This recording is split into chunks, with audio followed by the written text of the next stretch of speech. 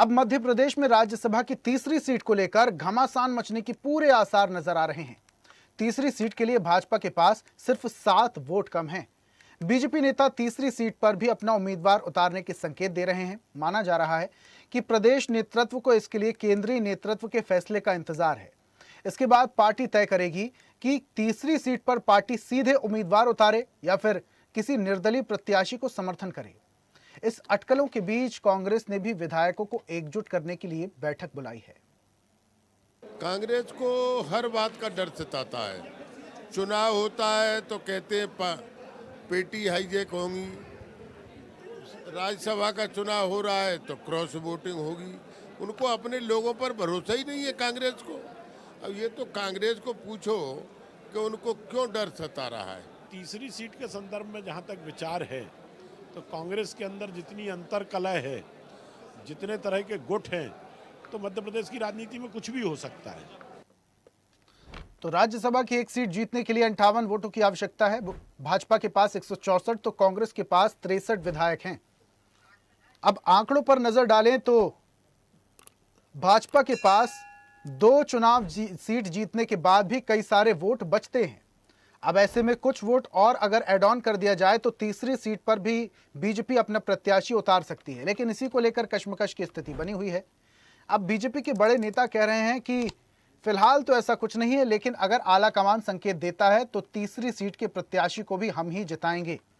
दूसरी तरफ कांग्रेस के नेता भी आरोप लगा रहे हैं। उनका कहना है कि कोई भी क्रॉस वोटिंग की गुंजाइश नहीं है, हमें अपने प्रत्याशी पर पूरा भरोसा है। मीनाक्षी नटराजन जो राहुल गांधी की करीबी मानी जाती हैं, अब ऐसे में कशमकश की स्थिति विपक्ष के नेताओं में देखने को मिलती है।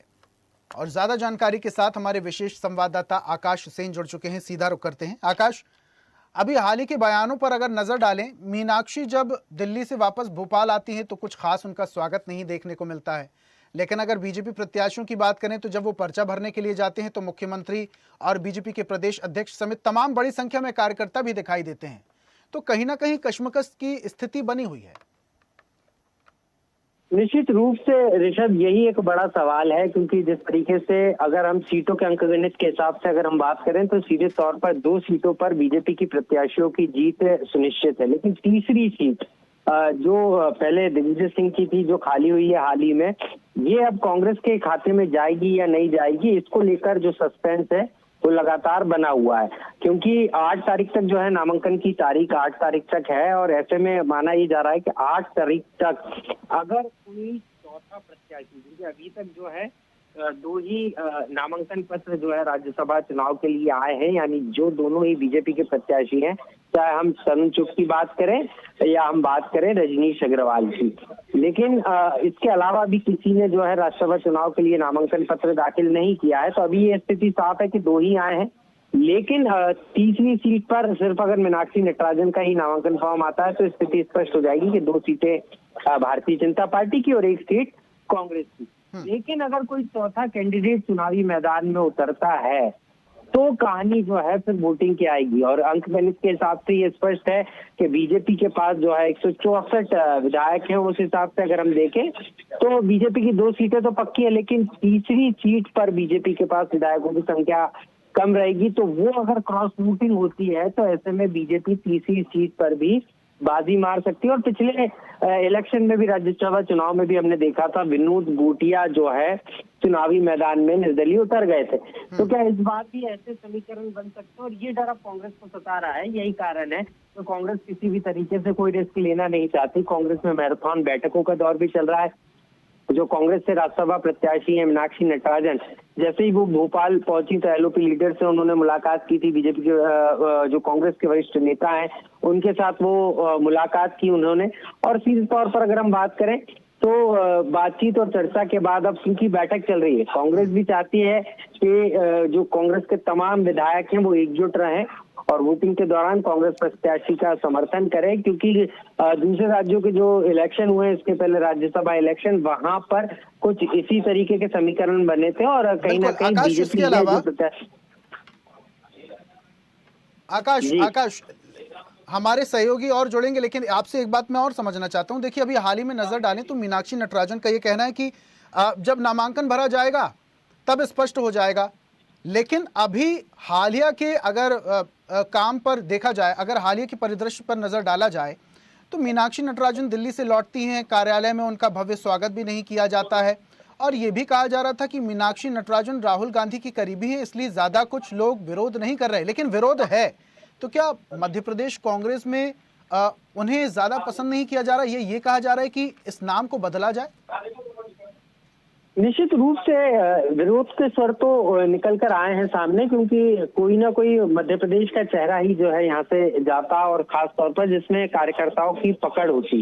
ऐसा कांग्रेसी नेताओं का और कार्यकर्ताओं का मानना है। यही कारण है कि कई दिग्विजय सिंह के जो समर्थक हैं उन्होंने जो है इसको लेकर आपत्ति भी जाहिर की, और एक लेटर भी जो है पार्टी नेतृत्व को लिखा है कि प्रत्याशी बदला जाए। लेकिन अगर हम बात करें तो अब उनकी प्रत्याशी के नाम की घोषणा हो गई है, और अब 2 दिन का समय ही शेष रह गया। आज का दिन निकल ही गया, 2 दिन का समय ही शेष रह गया है। यानी कल और परसों अंतिम दिन है नामांकन प्रक्रिया का। और जैसे ही नामांकन फॉर्म्स अगर कोई चौथा फॉर्म आता है तो निश्चित रूप से तीसरी सीट के लिए जो है लड़ाई होगी। और यहाँ पर मीनाक्षी बिल्कुल नटराजन को आकाश हमारे साथ news head digital Aniruddh Sonone ji P C live जुड़े हुए हैं, जरा उनका भी रुख कर लेते हैं, उनसे भी समझते हैं कि आखिर कांग्रेस में क्या हालात बने हुए हैं। अनुज जी, अभी अगर आंकड़ों पर नजर डालते हैं तो मुख्यमंत्री का एक बयान आता है कि तीसरी सीट हमारे पास नहीं आएगी तो कहाँ जाएगी। कैलाश विजयवर्गीय भी एक संकेत दे देते हैं कि आला कमान के एक इशारे का इंतजार हमें। लेकिन अगर मीनाक्षी जी से जब पूछा जाता है कि सब कुछ ठीक नहीं चल रहा है क्या, तो वो दावा करती हैं कि हम सब एकजुट हैं, कोई टेंशन की बात नहीं। लेकिन जब वो कार्यालय पहुंचती हैं तो उनका ऐसा वैसा स्वागत नहीं होता जैसा एक राज्यसभा उम्मीदवार का होना चाहिए। अभी आपके पास क्या अपडेट है? नेता दिग्विजय सिंह इस बैठक में, कोई भी बड़ा नेता दिग्विजय सिंह इस बैठक में मौजूद नहीं थे। जयवर्धन सिंह पूर्व मंत्री और विधायक जो इस बैठक में मौजूद नहीं थे। इसके अलावा बात करें तो लगभग 60 विधायक, कांग्रेस के 60 से ज्यादा विधायक इस वक्त मौजूद हैं मध्य प्रदेश विधानसभा में, और बैठक में 10 से ज्यादा विधायक गैर मौजूद थे। यानी कुल लगभग 50 विधायकों की यहाँ उपस्थिति रही। कांग्रेस विधायक दल की बैठक प्रदेश अध्यक्ष जीतू पटवारी ने ली, उनके साथ प्रदेश प्रभारी हरीश चौधरी मौजूद थे। इसके अलावा नेता प्रतिपक्ष मौजूद थे, और मीनाक्षी नटराजन जो कि राज्यसभा की उम्मीदवार है वो खुद भी मौजूद थी। तो विधायक दल की बैठक कांग्रेस की समाप्त हो चुकी है, और इस बैठक में लगभग 10 से ज्यादा विधायकों की अनुपस्थिति चर्चा का विषय बनी हुई है, और बड़े नेताओं की जो गैर मौजूदगी थी उसने भी सबको चौंका दिया। लेकिन फिर भी कांग्रेस पार्टी के जो नेता हैं और प्रवक्ता हैं सब कुछ ठीक होने का दावा कर रहे हैं। उनका कहना है कि कोई क्रॉस वोटिंग नहीं होगी। अगर तीसरा उम्मीदवार आता भी है तो उनके विधायक टूटने वाले नहीं हैं, यही बैठक में तय हुआ है। और जहां तक नॉमिनेशन फाइल करने की बात करें तो 8 तारीख को यानी सोमवार को मीनाक्षी नटराजन राज्यसभा के लिए मध्य प्रदेश विधानसभा में अपना नॉमिनेशन फाइल करेंगी। तो इस वक्त की सबसे बड़ी अपडेट यही है कि कांग्रेस विधायक दल की बैठक समाप्त हो चुकी है, और कांग्रेस नेताओं का यही कहना है कि ऑल इज वेल, यानी सब कुछ ठीक है और मीनाक्षी नटराजन चुनाव जीतेंगी। अनिरुद्ध जी, लेकिन इसके अलावा एक सरसरी नजर डालना कयासों पर बहुत ज्यादा जरूरी हो जाता है। कयास ये लगाए जा रहे हैं कि मीनाक्षी के इस प्रत्याशन से ज्यादा उम्मीदें भी नहीं है, और कांग्रेस के जो कुछ कार्यकर्ता और नेता हैं वो नाराज हैं। आज बीजेपी के दोनों उम्मीदवारों ने पर्चा भर दिया, कांग्रेस कहीं ना कहीं पीछे चल रही है। ये नाम बदला जा सकता है क्या? ऐसे कुछ कयास लगाए जा रहे हैं। देखिए, जहां तक मध्य प्रदेश कांग्रेस कमेटी की बात करें तो नाम बदलने की कोई चर्चाएं नहीं है। और जहां तक हमने स्वदेश न्यूज ने जब मीनाक्षी नटराजन से खुद बात की तो उनका कहना था कि सबसे पहले उन्होंने राहुल गांधी का धन्यवाद किया कि उन्होंने एक पार्टी वर्कर पे, साधारण से पार्टी वर्कर पे जो कई वर्षों से निष्ठा के साथ कांग्रेस में जुड़ी है, उन पे विश्वास किया।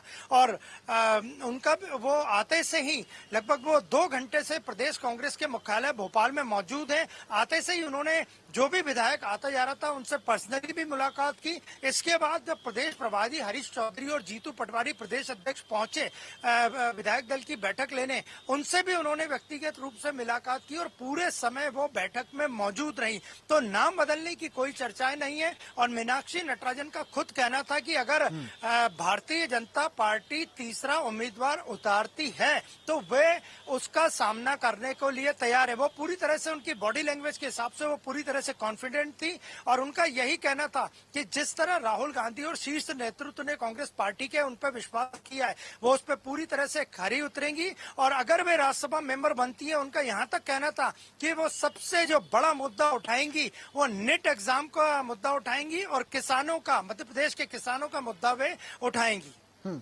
अभी एक बात आपसे और समझना चाहूंगा, मीनाक्षी जी से मुलाकात करने के लिए क्या कांग्रेस के और बड़े नेता पहुंच रहे हैं? जैसा कि आप बता रहे हैं कि कोई बड़े नेता इस दौरान मौजूद नहीं थे, तो क्या उनसे मुलाकात करने के लिए अभी थोड़ी देर में पहुंचेंगे?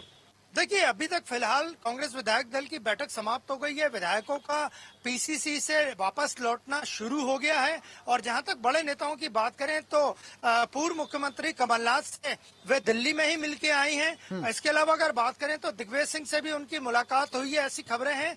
लेकिन फिलहाल वे प्रदेश कांग्रेस के मुख्यालय पीसीसी में ही मौजूद है, विधायकों से अनौपचारिक चर्चा कर रही हैं। यहाँ बड़ी संख्या में एनएसयूआई, यूथ कांग्रेस और किसान कांग्रेस आदि के कांग्रेस के जो अनुषांगिक संगठन है, उनके प्रदेश अध्यक्ष और नेता भी मौजूद हैं। तो विधायक दल की बैठक कांग्रेस की समाप्त हो चुकी है और मीनाक्षी नटराजन अनुषांगिक संगठनों के नेताओं से भी मुलाकात कर रही है। और उनका यही कहना था कि अगर पार्टी, भारतीय जनता पार्टी तीसरा उम्मीदवार उतारती है तो उसका सामना करने को तैयार है। और उनका कहना है कि सबसे पहले अगर उनकी प्राथमिकता रहेगी तो सादगी से चुनाव लड़ना उनकी पहली प्राथमिकता है।